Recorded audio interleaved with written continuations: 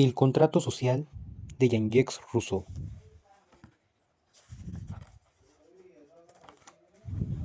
La época de Rousseau. Los 66 años de la vida de Jean-Jacques Rousseau, de 1712 a 1778, se desenvuelven en su totalidad en el siglo XVIII. Cuando muere, falta poco para que la ideología del denominado siglo de las luces, de la Ilustración y el despotismo ilustrado dé paso a una forma del ser y de sentir prácticamente nueva, el romanticismo. Rousseau será en lo esencial hombre del siglo XVIII, pero se anticipará a la ideología romántica en muchos aspectos, tanto por su carácter y actuación, como también por su obra. Será un auténtico prerromántico. La Ilustración inserta su filiación doctrinal en el Renacimiento y en especial en las corrientes empiristas y racionalistas del siglo XVII y XVIII, holandesas e inglesas, en el empuje de la burguesía y en las transformaciones económicas que desembocarán a lo largo que se ha venido a llamar la Revolución Industrial. Desde Gran Bretaña, donde algunos rasgos del movimiento se ofrecieron antes que en otro lugar, la Ilustración se asentó en Francia a través de Voltaire y produjo así su cuerpo ideológico más importante, la Enciclopedia, recopilación de 1751 a 1772. Y en ella colaboraron otros grandes pensadores como Diderot, D'Alembert, Helvetius, Holbach, Lagrange y el propio Rousseau. Idea nacida en Inglaterra con la Cyclopedia de Chambers. La Ilustración trajo consigo el espíritu crítico. Todo ha de someterse a un examen minucioso. Todo ha de ser puesto en duda, a la manera de Descartes en su discurso del método y de Leibniz. Y los empiristas ingleses, y, a partir de ahí, se habían de revisar todos los principios que hasta entonces parecían intangibles, desde las ciencias profanas a los fundamentos de la revelación, la monarquía absoluta, Dios, etc. Las crónicas y los relatos llegados de exóticos países despertarían el interés por las costumbres y formas de vida de otros pueblos, surgiendo la teoría del buen salvaje que Rousseau hará suya cuando hable de la bondad natural del hombre. Además de aparecer el materialismo moderno, gracias a La Mettrie, Holbach, la Ilustración no admitió una religión concreta positiva. Predica las virtudes de la religión natural y del deísmo. Entonces es conveniente rendir cuentas al culto del Ser Supremo, o también llamado Dios, pero sin distinción de teologías ni de sectas. Todo para el pueblo, pero sin el pueblo, será el lema de las monarcas del despotismo ilustrado, siguiendo ostentando el poder como recibido de Dios, y, salvo en Inglaterra, todos creen que es a él a quien tienen que rendir sus cuentas, no al pueblo. Los soberanos más copiscos en esta corriente son Federico II de Prusia, Catalina II de Rusia, María Teresa y José II de Austria, Luis XV de Francia y Carlos III de España, quienes junto con sus ministros intentaron realizar reformas de un tipo cultural o económico. En Francia, la vida de Rousseau tiene por fondo la regencia durante la minoría de edad de Luis XV, de 1715 a 1723, y su posterior largo reinado, de 1724 a 1774. Sucinta biografía de Jean-Jacques Rousseau. Nacido en 1712 en la ciudad libre de Ginebra, en 1712, es familia protestante y huérfano de madre. Su padre, relojero de oficio, le abandonó a los 10 años, cuando tuvo que expatriarse por un altercado que protagonizó con una autoridad de la ciudadanía. Fue educado en el campo por un tío, pastor calvinista, y tomó contacto por primera vez con su amada naturaleza. De regreso a la ciudad natal, 2 años después, entró de aprendiz en oficios relacionados con los libros, en los cuales leía con enorme interés. Sus escapadas al campo continuaron sin ningún problema. Un domingo de marzo de 1722, de regreso de una de sus excursiones, encontró cerradas las puertas de Ginebra. Rousseau interpretaría aquello como una señal del destino y se marchó a recorrer el mundo, que era lo que más le gustaba, junto con la lectura. Acogido por Madame Worms, que recogía a descarriados para convertirlos al catolicismo, fue bautizado en dicho credo. Tras desempeñar varias profesiones, ganó fama como pensador al conseguir el premio del concurso convocado por la Academia de Dijon, con su obra Discurso sobre las ciencias y las artes, de 1750. 2 años más tarde, se representó en enorme éxito, cuando ya Diderot lo había incorporado como colaborador para su enciclopedia. Después de realizar un viaje a Venecia y de multitud de aventuras galantes, se enamoró de una criada prácticamente analfabeta, pero que para Rousseau tenía una belleza singular. Teresa Lavoisier sería la que legaría su vida y también su desgracia sentimental. De ella nacerían 5 hijos que Rousseau, inconsecuentemente con su doctrina, y de común acuerdo con su compañera, abandonarían sucesivamente en el hospicio. En el mismo año 1752 se representó un enorme éxito, gracias a un musical llamado El adivino de la aldea, Le Devin du Village. Al año siguiente, otra vez, el Mercure publicó el nuevo tema, también premiado del concurso propuesto por la Academia de Dijon. ¿Cuál es el origen de la desigualdad de los hombres y si se justifica por su ley natural? El segundo éxito de Rousseau es mayor que el anterior. En 2 zancadas se había situado a la par que Voltaire. 2 años más tarde, salió para Ginebra con Teresa para convertirse a la religión de su infancia y recobrar la ciudadanía ginebrina, cosa que le concedieron sin dificultad.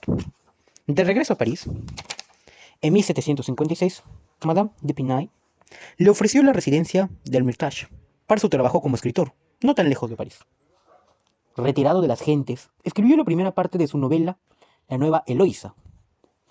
Embrollos amorosos, después, aceptó entonces el retiro que le proporcionó el mariscal de Luxemburgo. Allí terminó la primera versión de Emilio y El contrato social, en 1762. De nuevo vagabundeó, esta vez por Suiza, perseguido por su intolerancia. Pasó por París en 1765 y recaló en Inglaterra, en donde el filósofo David Hume le ofreció una casa en el condado Derby. Allí redactó los 2 primeros libros de sus Confesiones. Su manía persecutoria latente en él se agravó, al cabo que, después de un año, se peleó con Hume y regresó a Francia. En 1768 contrajo matrimonio con la abnegada Teresa.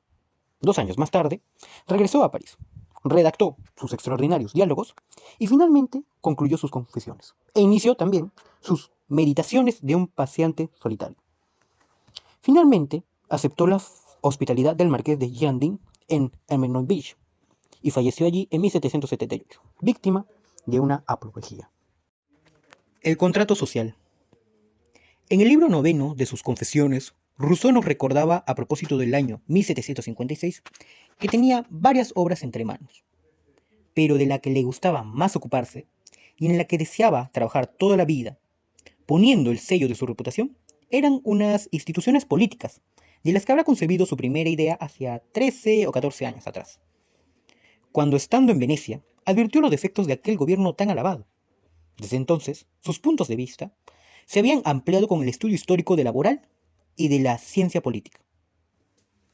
¿Cuál sería la naturaleza del gobierno capaz de formar el pueblo más virtuoso, más ilustrado, más prudente, mejor, en fin, tomando la palabra de su más amplio sentido?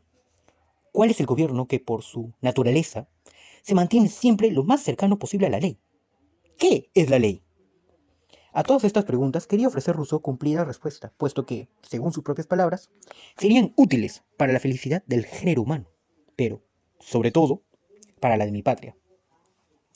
En el ánimo del ginebrino se encontraba igualar con su magna obra la gloria del espíritu de las leyes de Montesquieu.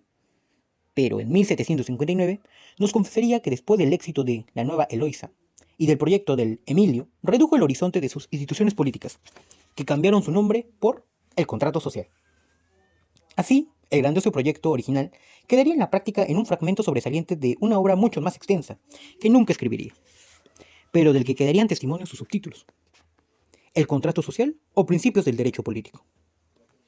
En 1751 había salido a la luz una obra de un tal Burlamaqui, también ginebrino, con el mismo título, Principios.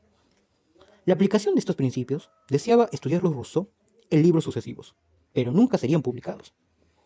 Al confesar su autoría, Jackson añadiría, no exento de orgullo, ciudadano de Ginebra, dándonos a entender que esta pequeña república fundada por el reformador radical Calvino, que vivió en 1509 a 1564, sería tomada como por ejemplo en diversas ocasiones y el dogma de la soberanía del pueblo. Procede de sus correligionarios protestantes. Sin embargo, Rousseau se lamentará de que la república lacustre se fuera apartando cada vez más de las enseñanzas del reformador. La obra se divide en 4 libros. El primero trata de la constitución de la sociedad por el contrato. El segundo, del soberano y de sus actos de soberanía y las leyes. El tercero, del agente ejecutivo o gobierno. Y el cuarto, del funcionamiento del sistema. Rousseau parte de la crítica a la sociedad existente, a la que presenta como inferior a la situación primitiva de la humanidad, pero no defiende un retorno tan utópico como idílico a la naturaleza y a la inocencia primitiva, sino que trata de construir un modelo de sociedad que, teniendo en cuenta la evolución histórica, satisfaga en lo más alto grado las aspiraciones fundamentales del ser humano a la libertad y a la felicidad, superior a la precaria satisfacción obtenida en el estado de naturaleza. Según Rousseau, el punto de partida es el individuo, en estado de naturaleza que no conoce la razón, y el punto de llegada lo constituye el individuo moral que asume la razón y el derecho contra la naturaleza. Para Rousseau, se trata de encontrar una forma de asociar que defienda y proteja con toda la fuerza común a la persona y los bienes del asociado, por lo cual, uniéndose cada uno a todos, no obedezca, sin embargo, más que a sí mismo y permanezca tan libre como antes. Esto sería ser conocido como el pacto social o también el contrato social. El principio político afirmado en el contrato, la sociedad tiene por objeto la conservación y protección de los miembros que la componen, de donde se infiere que ningún gobierno es legítimo, si no cifra en el bien público su función y su finalidad. Así, todo despotismo, es decir, toda explotación de la colectividad en provecho de algunos o de algunos solo, quedará excluido, pero ninguna forma de gobierno es condenada. Así pues, a través de la enajenación total de cada asociado, con todos sus derechos a toda la comunidad, se crea una voluntad general, que constituye a la voluntad privada de cada contratante. Rousseau funde los conceptos de voluntad general y soberanía popular. Pone su énfasis en la necesidad que posee cada individuo de abandonar sus derechos privados por la exigencia de la voluntad general de la colectividad. El ciudadano alcanza la libertad civil por la obediencia a la ley aprobada por la colectividad y el auténtico derecho de propiedad, legalizado por el conjunto social.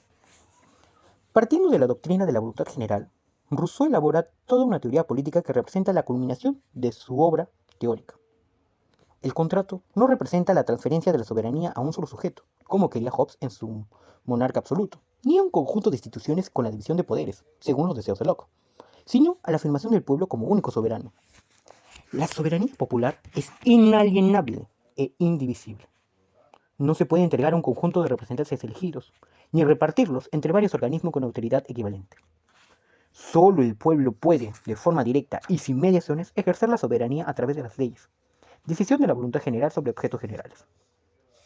La única institución admitida, sin carácter soberano, el gobierno, aparece como poder ejecutivo, encargado de aplicar las leyes a los casos particulares, bajo control y dependencia de las decisiones de la colectividad. Los magistrados son simplemente oficiales del pueblo soberano, que ejercen en nombre del poder del que son depositarios, y que el pueblo soberano puede limitar, modificar o retornar cuando le plazca. Entonces serán simples servidores del pueblo sin afanes de lucro. El peligro, según Rousseau, es que este autogobierno democrático se transforme en despotismo, más o menos visible. En las monarquías, la entrega de poder a una sola persona puede comportar que sus intereses privados pueden acabar con los denominados del interés general. El gobierno menos peligroso entonces para Rousseau es el de una aristocracia electiva, en la que los más sabios gobiernan a la multitud siempre que lo hagan por el interés general. ¿Rousseau sería un preconizador de una especie de socialismo utópico? ¿O simplemente estará recordando hasta cierto punto las polis griegas de antaño? El mecanismo para frenar estas tendencias nocivas serán las asambleas fijas o periódicas que examinarán la conducta de los gobernantes y obrarán en consecuencia. Rousseau es partidario de los pequeños estados, como Ginebra, con frecuencias de plebiscitos. Resultaría fatal que la voluntad general no sea la voluntad de todos. Pero el ciudadano, al aceptar el pacto social, ha dado vía libre implícitamente a que todas las leyes, para que la voluntad general se acepte, incluso aquellas en que castigan y también si osan violar alguna. Si Rousseau concluye estableciendo una garantía suprema, un credo filosófico, cuyos artículos serán impuestos obligatoriamente por el Estado, ya que consistirían en la afirmación de ciertos sentimientos de sociabilidad, sin los cuales es posible ser un buen ciudadano. Al referirse a ciudadano o ciudadana, Rousseau tenía en mente su ciudad natal Ginebra, o una especie de ciudad-estado a la manera de las poligriegas, de las que también tomaba ejemplo. Aunque Villiers y Cité sean palabras francesas, se restringen en el significado. Aquí, ciudadano, más que habitante de Villiers o Cité, se ha de interpretar como súbdito de un país. El único autor de las leyes es el pueblo, pero para que éstas sean justas, trascendentales, sagradas, delegadas su relación a un legislador, individuo único extraordinario, tanto para su genio como para su cargo. Moisés, Solón, Ricardo, Calvino, por ejemplo, pero sin autoridad soberana. La única como expresión de la voluntad general es la ley. Pero, ¿cómo hacer que una autoridad, que no es nada, las imponga? Claro, sería con sabiduría, supuestamente revelada. La gran alma del legislador es el verdadero milagro, que debe justificar y hacer crecer su misión. Solo la auténtica sabiduría hace perdurable la predicación. Por otra parte, no da a los pueblos las leyes que quiera, sino las leyes que convienen. La voluntad general no puede errar, es infalible y recta, porque tiende siempre a la autoridad pública. Es imposible que el cuerpo soberano quiera perjudicar a todos sus miembros y no pueda perjudicar a ninguno en particular. La soberanía se resuelve en un poder absoluto, el Estado, como la naturaleza de cada ser humano, un poder absoluto sobre todos sus miembros. El contrato social, por medio del pacto, da al cuerpo político un poder absoluto sobre los suyos. Rousseau presenta así dos caras, una dirigida al rigor dialéctico del autoritario Hobbes, la otra a la agilidad del inglés Locke, con su individualismo, padre del liberalismo, cuya preocupación era salvar los derechos del ser humano frente al Estado. Ideas contradictorias que tomaron una u otros pensadores de izquierda y derecha, incluso en su versión más extremista. La cohesión del edificio democrático russoniano se apoyará finalmente en el establecimiento de una religión civil obligatoria basada en unos dogmas sencillos y en un corto número, sin cuya aceptación es imposible ser un buen ciudadano y súbdito fiel. La existencia de la divinidad poderosa, inteligente, bienhechora, previsora y misericordiosa, la vida futura, el bienestar de los justos, el castigo de los malvados, la santidad del contrato social y de las leyes son los dogmas positivos. En cuanto a los negativos, se limita solamente a uno, la intolerancia. ¿Cuál será el pueblo más adecuado, pero una buena legislatura, y para que el legislador tuviera éxito en su contenido? Se preguntaba Rousseau. Después de pasar revista a las condiciones harto difíciles de reunir, concluye que existen pocos estados bien constituidos, y que curiosamente afirma, en Europa todavía hay un país susceptible de legislación. Sería la isla de Córcega. Por aquel entonces, Córcega, en lucha con la República de Genova, terminaría bajo bandera francesa. Córcega, escribe, es un bravo pueblo que merece que algún hombre sabio le diera una forma de gobierno. Tengo el presentimiento, termina, que algún día esa isla asombrará al mundo. ¡Qué gran premonición del genio ginebrino! En realidad, él pensaba en el fondo que el Estado debería limitarse a una sola ciudad, como las poligriegas o la Ginebra, tantas veces citada, dejando a las pequeñas ciudades en libertad de confederarse para subsistir frente a los grandes estados. Más tarde se quejaría de que los grandes estados habían tomado para sí lo que solo tenía por objeto las pequeñas repúblicas. Cuando le acusaron de ser un promotor de agitaciones, su nuevo pacto social, obra de la razón y del derecho, que había de sustentar al injusto fundado hasta entonces como garantía del imperio de la justicia y de la felicidad. Trascendencia del contrato social. De momento, los contemporáneos de Rousseau poco atención prestaron al contrato social, por opinar que era demasiado utópico o imposible como proyecto. Él mismo creía que era muy difícil o imposible su aplicación. Se decía que la obra era profunda y abstracta, y muy poco leído, y entendido por muy pocas gentes. Ya en 1788, Marat lo leía y comentaba en los paseos públicos con aplausos de un auditorio entusiasta. La Guerra de América y el nacimiento de la República de los Estados Unidos ayudaron a la difusión del contrato. 26 años más tarde de su publicación, como sucedería con El espíritu de las leyes, de Montesquieu, o ¿Qué es el tercer estado?, de Labat-Sieyès, se convertiría en el motor de la revolución. De forma contradictoria, en él se inspiró la Declaración de los Derechos del Hombre y del Ciudadano de 1789. Y a él apelaron los planteamientos políticos de los jacobinos y las masas populares de París en los años de su mayor fuerza política. Hablamos entonces de 1723 a 1794. Sin embargo, la adaptación del pensamiento russoniano a la práctica revolucionaria exigió, necesariamente, la superación de sus estrictos planteamientos teóricos. Así, la fórmula de democracia representativa controlada por el pueblo acabaría desapareciendo incluso cuando la coyuntura revolucionaria obligó al establecimiento del Comité de Salud Pública. La semejanza, en cambio, fue mayor en otros terrenos. El culto al ser supremo, defensa de una sociedad de pequeños productores independientes, en donde cada uno de los cuales fuera dueño de su campo, sus tiendas o sus herramientas, y que fueran capaces de mantener a sus familias sin recurrir al trabajo aislado, sería una oposición a la tendencia de la concentración capitalista de estos años. Nadie, antes que Rousseau, había planteado tan claramente el problema social. Todos los pensadores insistían en la guerra de los privilegios, que era, a sus ojos, la forma más perfecta de la desigualdad.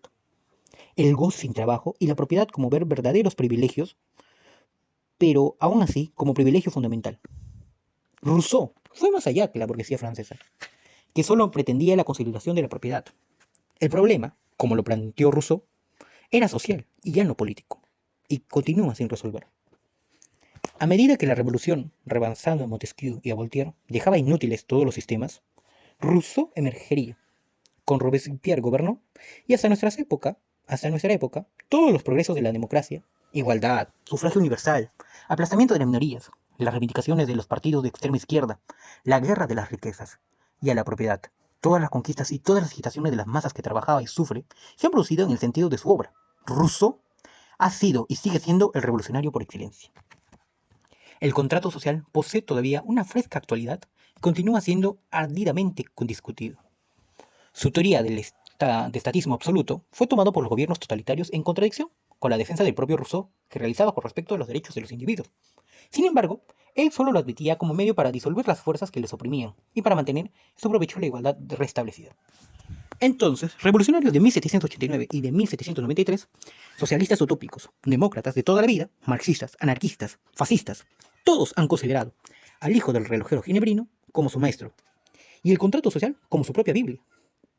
Rousseau se apoderó de nosotros en todos los aspectos, tanto en la moral, poesía, elocuencia, pero sobre todo en la política, con el contrato social.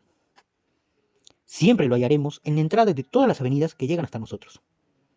Pensativo, desde su cátedra en una piedra, junto al hermoso lago de su ciudad natal, parece escudriñar el horizonte intentando descubrir la nueva edad de oro para que esta humanidad doliente, de la que formó parte y a la que amó tanto. El genial Goethe, su contemporáneo, tenía razón al decir: con Voltaire termina un mundo, con Rousseau comienza otro.